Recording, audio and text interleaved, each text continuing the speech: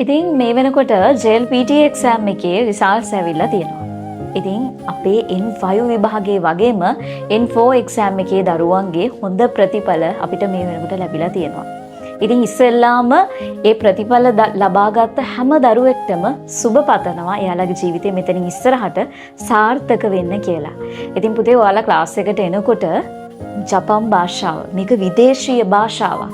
කිසිදු දැනුමක් නැතුව ක්ලාස් එකට ඇවිල්ලා විදේශීය භාෂාවක් මුල ඉඳලා ඉගෙනගෙන ලිඛිත හැකියාව, කතන හැකියාව ඒ ඔක්කොමත් එක්ක ඔයා මේ වෙනකොට විදේශීය භාෂාවක් ඉගෙනගෙන විභාගය ලියලා ඒකිනුත් සමත් වෙලා තියෙනවා. මේ එක්සෑම් එක ලියනකොට මම දන්නවා ගොඩක් දරුවෝ මගේ ක්ලාස් එකේ ඉන්න බහුතරයක් දරුවෝ රැකියාවන් කරන දරුවෝ ඉන්නවා. රැකියාවත් එක්ක ඒ වගේම ගෙදර පවුලේ ප්‍රශ්න ඔය හැමදේමත් එක්ක තමයි ඔයා මේ එක්සෑම් එකට මුහුණ දීලා තියෙන්නේ. නමුත් ඔයා එතනින් සාර්ථකව ජය අරගෙන තියෙනවා. ඒ වගේම ලොකු ස්වභාවික ආපදාවකට ලක් වෙලා හිටිය ගොඩාක් දරුවෝ ඒ ස්වභාවික ආපදාත් එක්ක ගොඩාක් දරුවන්ගේ නෝට්ස් නැති වෙලා තිබුණා. ගොඩක් ප්‍රශ්නත් එක්ක තමයි එක්සෑම් එකට මුහුණ දුන්නේ. ඉතින් ගොඩක් සතුටුයි මේ ප්‍රතිඵලයේ සම්බන්ධව ගුරුවරයෙක් වශයෙන් නිහතමානී සතුටක් තියෙනවා. මොකද හේතුව දරුවන්ගේ සාර්ථකත්වය දකින්න එක තමයි ගුරුවරයෙක්ට තියෙන එකම සතුට. ඉතින් ඒ වගේම මේ රිසල්ට් එකක් එනකොට පැති දෙකක් තියෙනවා. කොටස් දෙකක් තියෙනවා.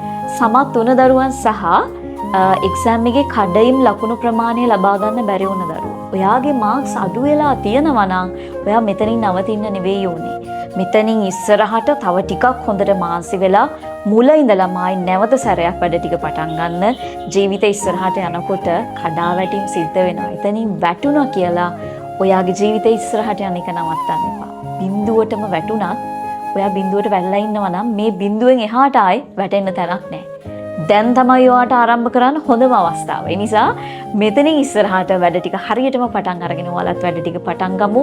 මේක විදේශීය භාෂාවක්. ඔයාලට මේ භාෂාව හරියට ඉගෙනගෙන ජපානට ගිහින් වැඩ ටික කරන්න පුළුවන්.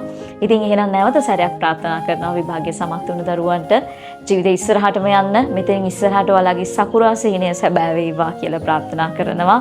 ඔයාලගේ ඉස්සරහට යන සකුරාවට යන ප්‍රධාන දොරටුව මෙතනින් ඉස්සරහට විවර වුණා.